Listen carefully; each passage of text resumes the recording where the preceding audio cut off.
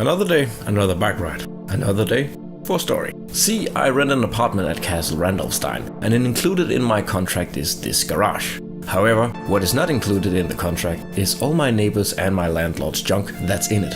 I've lived here for about a year, and I've made quite a few attempts to peacefully mediate my wish of getting them to get their actual garbage out of the place I pay for. But my landlord and my neighbor, despite being nice people, are also hoarders and idiots and lazy. So it's been a year and the garbage and the junk is just still there. Well, some of it. See, there is a time for diplomacy, and there is a time to stand up and fight for your rights. But I would argue that there is a third time as well. A time in between those opposing mental stances where you can just quietly and covertly throw out your neighbor's shit. And that's what I've been doing. Once or twice a week, I go into the garage, find some rusty thing like an old paint can, and I take it, get on my bike, call on Alfred, and we pedal our way to the dump to throw it out. And as my riveting story of how I slowly clear out space in my garage comes to an end, the story of how I got an Xbox One controller begins.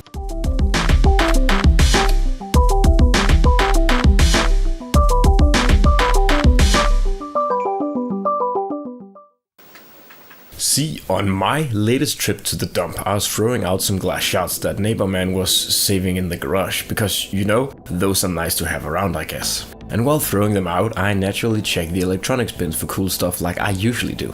And while there were no PCs in working order, there was an Xbox One controller. And the only thing I could see that was wrong with it was that it was missing the backplate for the battery thing.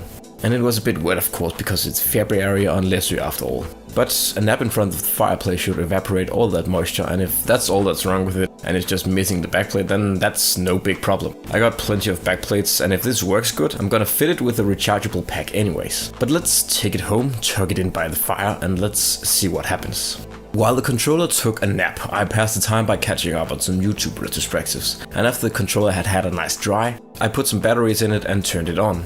And it worked. After giving it a quick wipe with a moist cloth to get all the dump gunk off it, I gave it a donor backplate and then I attempted to connect it to the Xbox One that's hooked up to old Bang Bang, and just like turning it on, that also worked. Also, I'd like to apologize to Steven Nonsense for the smudgy state of my Xbox One. See, this is Alfred's favorite object to kiss, and the smudges on the Xbox are his ducky kisses. And while the Xbox is clean now, I filmed this the day after the last Dump Quest video, so it's still smudgy in the footage, and I apologize to everyone for that, but mainly Stefan Nonsense, who rightly pointed it out in the last video. Anyways, I think I found the reason that it got chucked.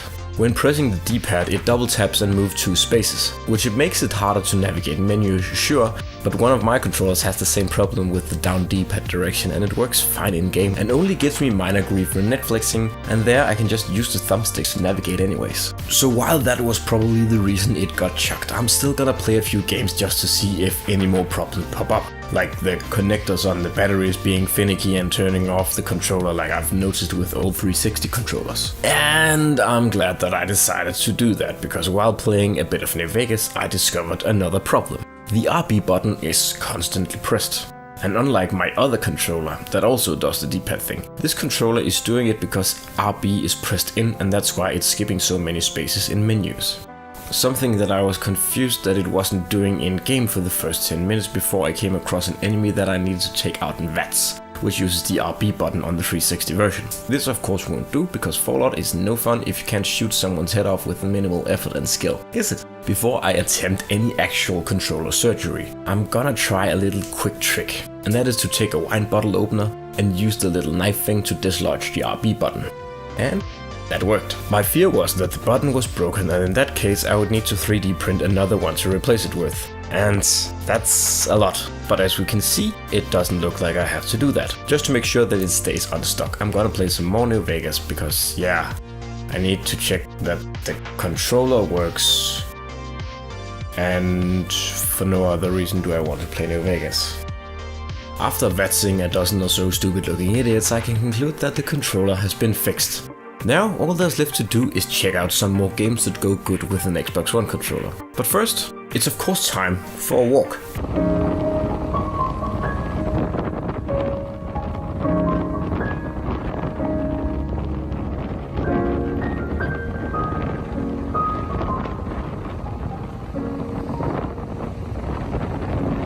And what a time for a walk it is. It's a sandflight day, an uncommon occurrence that's like experiencing the fabric of reality unloading the level geometry of the real world. While sunny days are nice, there's nothing quite like a sandflight day.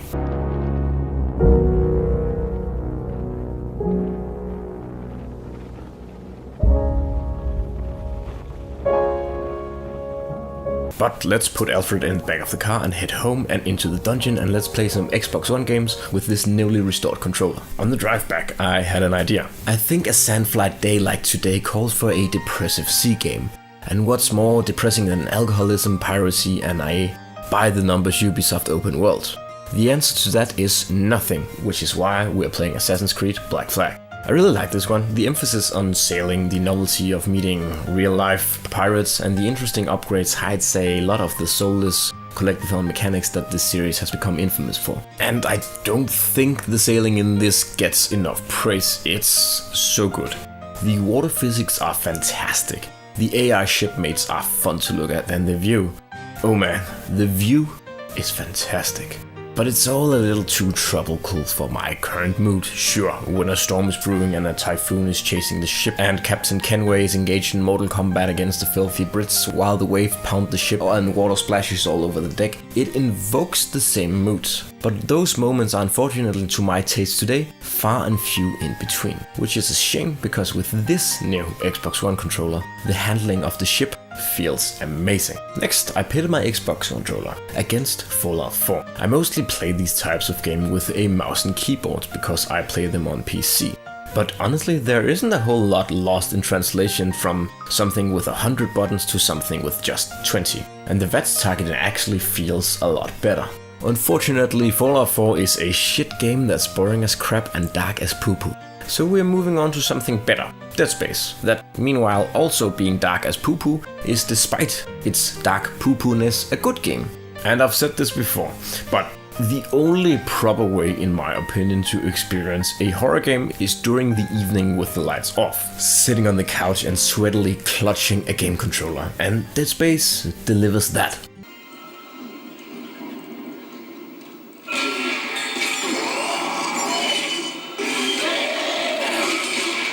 The last 3 games I look at were all action games with puzzle platformer elements. Like Dead Space, I couldn't imagine a game like Bayonetta with a mouse and keyboard. The colored buttons combination on a controller are just easier to remember, and there is something about the thumbstick on a controller. It just feels more naturally to control a character from a semi-fixed angle with a thumbstick than it does with a mouse. I feel like there's a kind of disconnect between the direction I'm flicking the mouse and the direction the character is heading. And I just don't feel that on a controller, and I always know exactly what each flick of the thumbstick is gonna do on screen compared to what a mouse is gonna do. And while games like Darksiders don't require the same needle-pin precision, it benefits from being accessed through a controller by being the kind of game that you best enjoy when you're laying on the couch having a lazy day. And it's just easier to appreciate the action on screen when you're comfortably seated with your feet up. Like the visual imagery of a hunky man with iron fist squeezing Mark Hamill's stupid face until it explodes. Or the tits on a hot, angry angel babe who's so not into us. But the pièce de résistance, the ultimate game to play with my new baby Wheezy, is Too Human. Mainly because it's an Xbox 360 exclusive that's only available on modern system through backwards compatibility. But there is more to it than that. For one, the game opens with a 15-minute long cutscene, and that's just easier to enjoy if you're on the couch with one of your best furry mates and not hunched over a keyboard like some PC Master Race gamer. And then there's the combat system, a feature that reviewers at the time really didn't like, but I sure as hell like. See, despite being released in 2008, Too Human honestly plays more like an N64 game than a 360 game, and just feels very Japanese. And I'm not just talking about Japan's obsession with retelling Norse mythology. There is that, and it's great, and I love that Odin is an AI program that interacts with the player through 2 cybernetic robot birds, and I love that Balder gets reconstructed, and I love that Ragnarok happened, and I love that the Jotuns are evil robots, and I love Hel's boobies. I mean, I love the sexy dominatrix Hel has turned.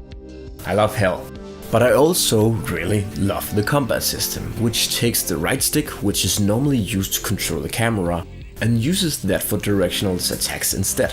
And it's sort of like the Batman Arkham games, but a little more clunky and with its own twists. And of course with way more enemies on screen and Diablo style looter mechanics. I mentioned before that the characters and the world they inhabit are cool, and the story that unfolds within this world is also really neat. There's a war between mankind and the robot Jotuns, but it was a Norse mythology techno war, and that's metal as fuck. The war came to a stalemate after a series of nuclear wars and antimatter wars. And it's not clear whether or not the Aesir was always part of this, or if they sort of came to be as a result of the war.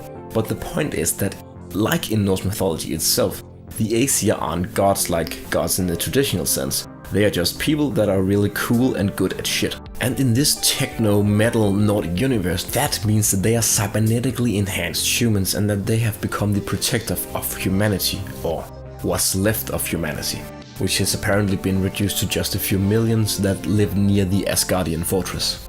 The plot kicks off like in Norse mythology. Baldur's blind brother Hod accidentally kills him, and because Baldur doesn't die in combat, he isn't taken to Valhalla but to Hell. Where true human deviates from mythology is when the Aesir go there. They don't go there and have a party and then go back. No, they break in Metal Gear Solid style and steal a cybernetically recreated but comatose Baldur, which makes Cyber Dominatrix Hell very angry, and she sends Grendel, a part robot, part human Frankenstein god that sucks blood like a vampire, to Asgard, where it stalks and terrorizes the human inhabitants. Baldur hunts this creature, and his hunt takes him and a military team of cool dude Nordic humans to some ancient ruins to find out why the fuck there is a robot Frankenstein vampire dog running around. And then the plot kicks off, and the game is fucking great. And as I said before, there is no better way to experience this style of game than to sit back and relax on the couch with a cup of coffee nearby and just enjoy it. Whether that's enjoying the strangely addicting free-form combat system that lets the player use the right analog stick to swoopily swoop across the map from enemy to enemy to pull off devastating combos, or sitting back and taking in the unique visuals and setting, and just enjoying Norse mythology retold. Apocalyptic Metal Edition.